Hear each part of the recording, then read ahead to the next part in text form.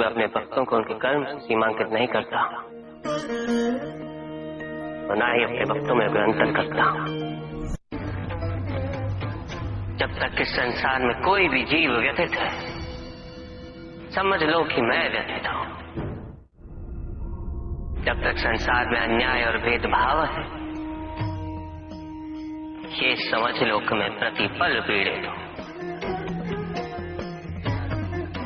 संसार की शांति में ही मेरे मन की शांति। पंच महाभूतों का महाभाग है जल। जल द्वारा मेरे अभिषेक से जीवनदायी जल की अवमानना नहीं होती है। क्या ये जल का सर्वोत्तम उपयोग है? क्या श्रद्धा और विश्वास को प्रकट करने के लिए जल का अर्पण पर्याप्त है? क्या निर्जल पूजा करने से मैं मन की भावनाओं को महत्व नहीं दूंगा? जल आत्मा की संजीवनी है। असंख्य मनुष्य व जीव जंतु जल के अभाव में जीवित रहने के लिए विवश रहते हैं। न जाने कितने व्यक्ति जल की एक बूंद के लिए तिरछित रहते हैं। ऐसे में जब नदी की भांति जल मुझ पर अर्पित किया जाए, मुझे पीड़ा होती है।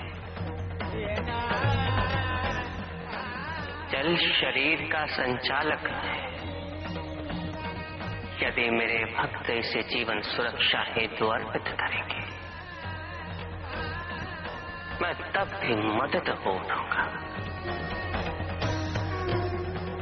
बेलपत्र मुझे अति प्रिय है। ये मेरा संताप हरते है। धतूरा मुझे प्रिय है। ये मुझे शांति देता है। किंतु यदि संसार शांति का युद्ध क्षेत्र बना रहेगा, मेरे स्वजनों के बीच सदैव महायुद्ध छिड़ा रहेगा, तो मात्र धतूरा और बेलपत्र अर्पित करने से मेरे मन को शांति कैसे मिल जाएगी?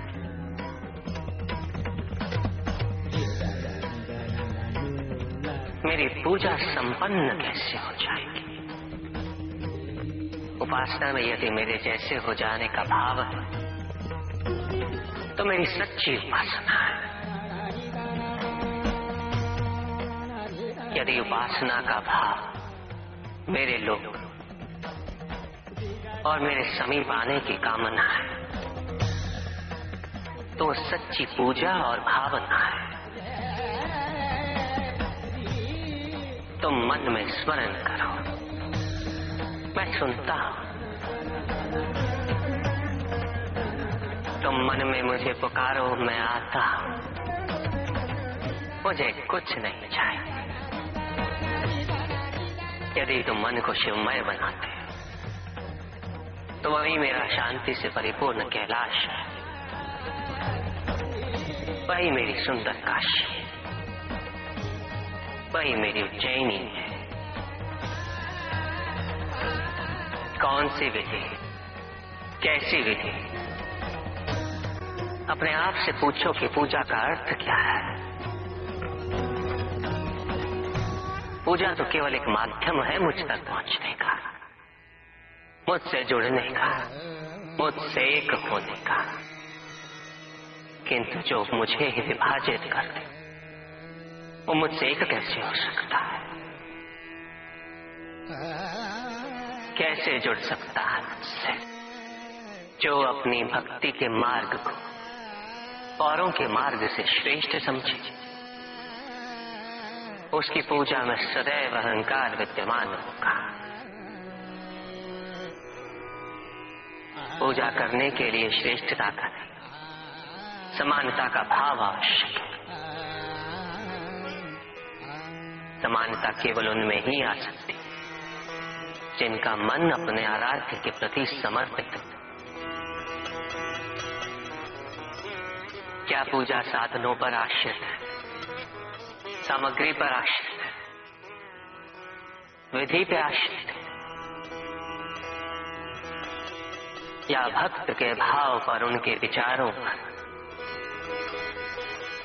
यदि पूजा करते समय व्यक्ति को ये स्मरण रहे कि वो कितनी श्रद्धा, कितने समर्पण और कितनी भव्यता से पूजा कर रहा है, तो वो पूजा नहीं।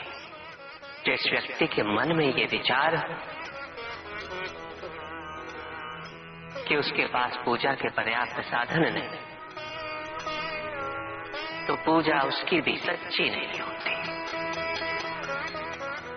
पूजा तो केवल वही सच्ची है जब भक्त के मन में आराध्य के अतिरिक्त कोई विचार ना, कोई संकोच ना। भक्त को ये अनुभूति हो कि वो अपने आराध्य से पृथक नहीं, उसके आराध्य उससे पृथक नहीं। और जो भक्त ऐसा सोचेगा वो भक्ति के अन्य मार्गों का भी सम्मान करेगा। स्मरण, मुझे पाने के लिए किसी और व्यक्ति को माध्यम बनाने की आवश्यकता नहीं, क्योंकि भक्त मुझे अपने मन की पवित्रता से प्राप्त कर सकता है। यदि भक्त का मन ही निश्चल नहीं, तो किसी और के माध्यम हो जाने से वो कैसे संभव हो जाएगा?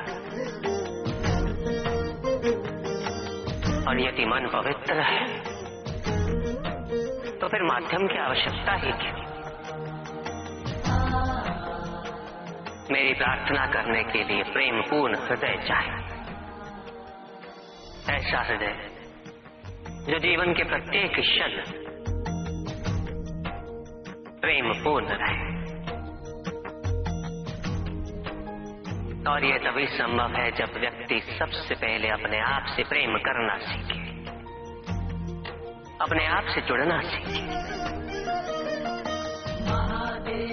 जब तक व्यक्ति को अपने मन में विद्यमान दिव्यता की पहचान नहीं होती, वो दूसरों में भी उस दिव्यता को नहीं देख सकता।